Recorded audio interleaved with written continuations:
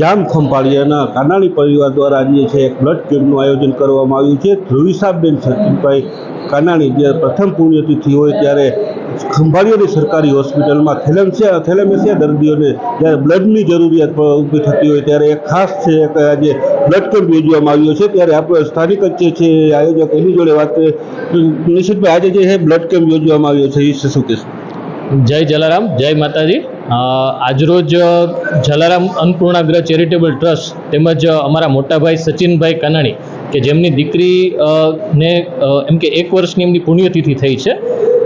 અમારા દીકરી જે છે બ્લડ કેન્સર સબબ ગુજરી ગયા હતા, એટલે પરિવાર દ્વારા એક નક્કી કરવામાં આવ્યું કે આપણે બ્લડ જે છે કે જે ખૂબ જ કિંમતી હોય છે અને હાલની આપણી સરકારી હોસ્પિટલમાં કે જ્યાં ઓછામાં ઓછા 150 થી 200 આપણે થેલેસેમિયાના પેશન્ટ છે, તો એના માટે થઈને એક સેવાના ભાગરૂપે આજ રોજ જે છે એ ખંભાળિયા ખાતે આપણે જૂની માજનવાડીમાં બ્લડ ડોનેશન કેમ્પનો રાખેલો છે અને ખૂબ જ બહોળી સંખ્યામાં બધા ડોનરોએ ખૂબ જ સારો પ્રતિસાદ આપ્યો છે।